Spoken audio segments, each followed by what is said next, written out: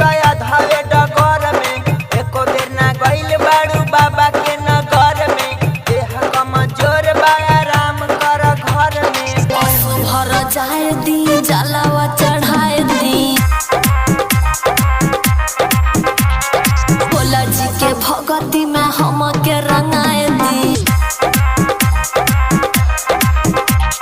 नया नहर बाड़ू कैसे जइबू देबा घर में ठक जइबू धनी तू तया धावे डगर में एको बेर ना गइल बाड़ू बाबा के नगर में देह कमजोर बा आराम कर घर में असु भर जाए दी जलावा चढ़ाए दी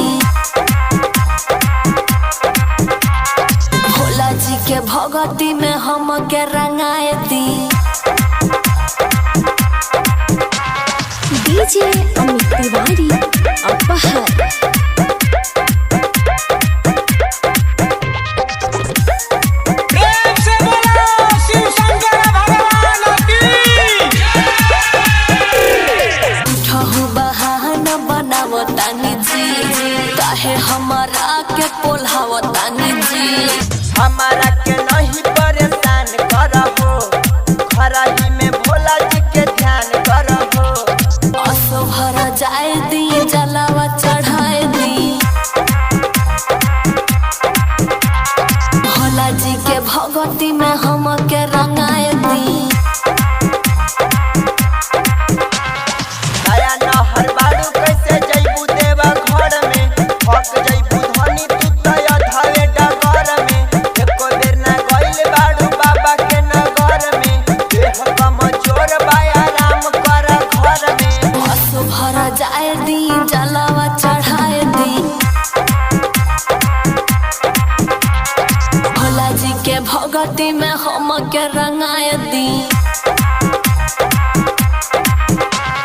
डीजे अमित तिवारी अपहर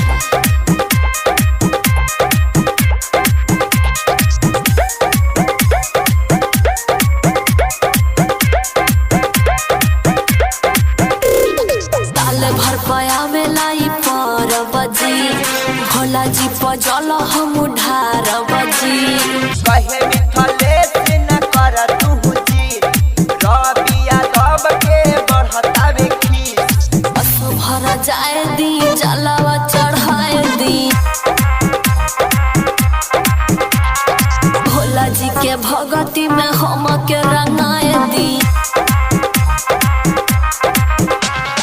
नया नहर बाड़ू कैसे जइबू देबा घर में ठक जइबू धनी तू तया धावे डगर में एको बेर ना गइल बाड़ू बाबा के नगर में देह कमजोर बा आराम कर घर में असु भर जाए दी जलावा चढ़ाए दी